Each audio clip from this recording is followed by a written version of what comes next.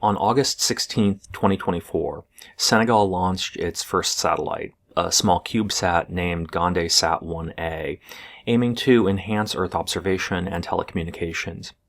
Senegal's president hailed the moment as a major step towards technological sovereignty, and this is just one of a flurry of recent satellite launches by African states. What's driving this new space race, and why does it matter? Hey everyone, I'm Noah Zerbe. I'm a professor of global politics at California State Polytechnic University Humboldt. Welcome to Global Insights, where we explore contemporary developments in global politics through the lens of international relations, political science, and political economy. Now, you might be surprised to learn that Africa is becoming a major player in the space arena. Egypt was the first African country to launch a satellite, Nilesat-1, launched on April 29, 1998. South Africa quickly followed suit, launching its own satellite, Sunsat-1, a few months later.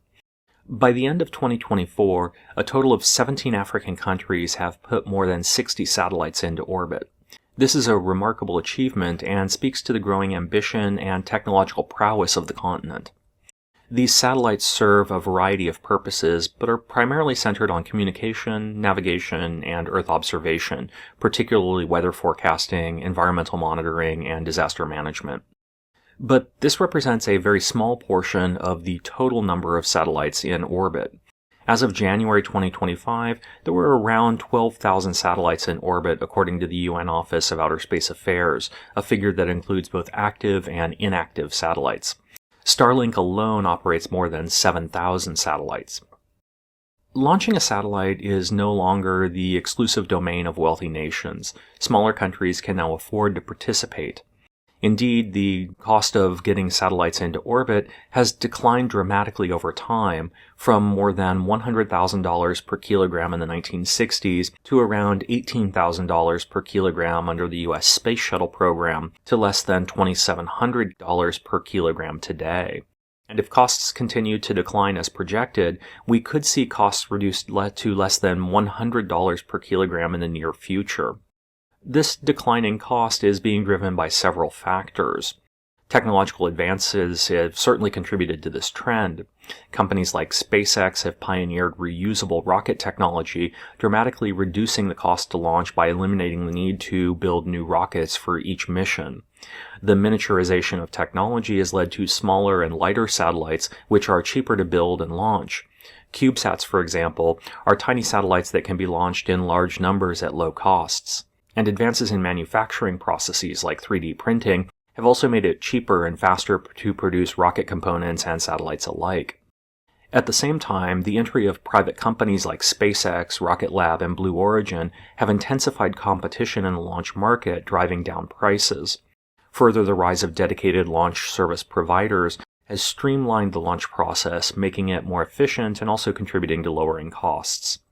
Finally, as the number and frequency of launches increase, the cost per launch tends to decrease due to economies of scale, allowing companies to spread fixed costs over a larger number of missions. Further, many launch providers offer rideshare opportunities where multiple satellites from different customers are launched on a single rocket, further reducing the costs for individual payloads. African countries are taking advantage of these lower costs to reach near-Earth orbit, launching their own satellites and realizing the immense benefits of having their own space capabilities. Satellites can be used to monitor crops, track weather patterns, manage natural resources, improve telecommunications, and even enhance national security.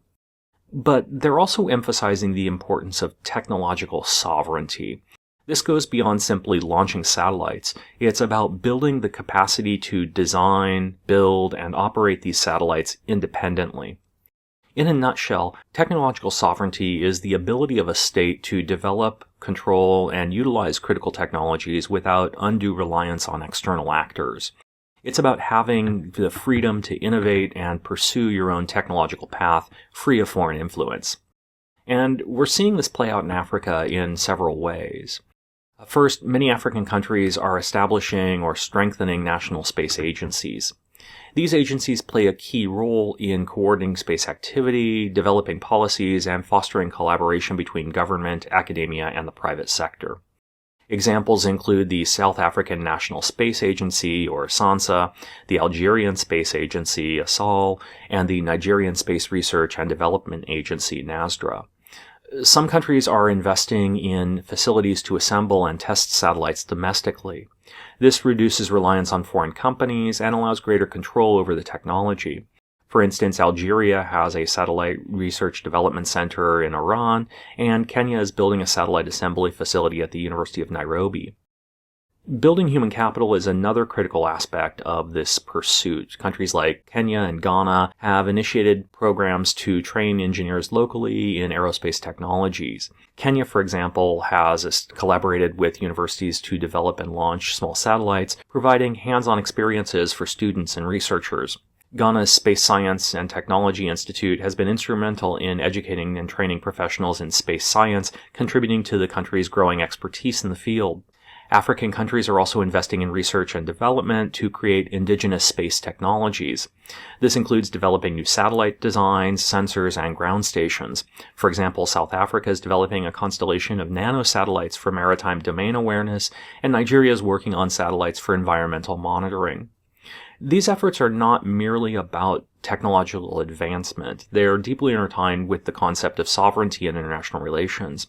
Traditionally, sovereignty refers to a state's authority and autonomy within its territorial boundaries. In the context of technology, sovereignty extends to the ability of a nation to develop, control, and utilize its technological resources and infrastructure independently. This form of sovereignty ensures that states can make autonomous decisions regarding their own technological advancement, data governance, and security protocols without undue external influence. By investing in domestic space agencies, building local infrastructure, and cultivating homegrown expertise, African countries aim to achieve technological sovereignty.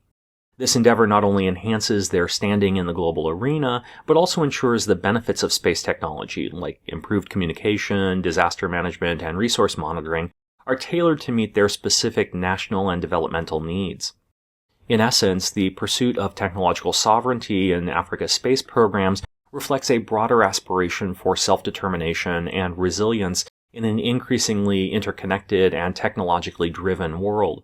The expansion of space programs among African countries is reshaping their relationships with major global powers, including creating new avenues for both cooperation and competition. Countries like the United States and China are actively engaging with African states to establish partnerships in space endeavors. China's collaboration with African countries has been particularly notable, offering support for satellite development and space technology. For its part, the United States has also offered to support specific African space programs. Such engagement by the U.S. and China not only aids African countries in building their own space capabilities, but also serves as a diplomatic tool for the U.S. and China to strengthen their influence on the continent, all part of a broader geopolitical strategy or rivalry between the two countries. But this also raises some important questions about dependency and potential neo-colonial dynamics. Can African countries leverage these partnerships to build their own technological capabilities and achieve true technological sovereignty? Or are they simply becoming pawns in a kind of new global Cold War space race? The answer to this, like most things in international relations, is complex.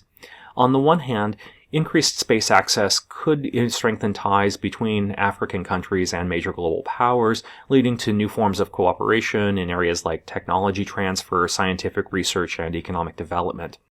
On the other hand, though, this increased activity could also lead to new forms of competition as major powers vie for influence in the African space sector. We could see a replay of dynamics from the Cold War, where space became an arena for geopolitical rivalry. To mitigate the risk of neocolonialism, African countries are increasingly focusing on developing indigenous space capabilities, fostering regional collaboration, and establishing frameworks like the African Space Agency to promote collective growth and self-reliance. The militarization of space adds another layer of complexity to this potential geopolitical landscape. As space becomes a more contested domain, there is increasing concern about the development of weapons and military assets in orbit, potentially leading to an arms race beyond our planet. While primarily focused on peaceful applications of space technology, African actors must navigate this environment carefully. Engaging in international dialogues and treaties that promote the peaceful uses of outer space is crucial to ensure that space remains a global commons, free from conflict and militarization, and protecting Africa's access. The African space race embodies ambition, innovation, and the pursuit of technological sovereignty, a narrative still unfolding, but one that holds great promise for the future. It's a story that's still being written, but I for one am excited to see where it leads. But what do you think? Can Africa secure its own technological sovereignty in space, or does it risk becoming a pawn in the new Cold War? Let me know your thoughts in the comments section below. That's it for now. Thanks for watching, and don't forget to subscribe to Global Insights for future analysis of international relations. See you next time. Bye.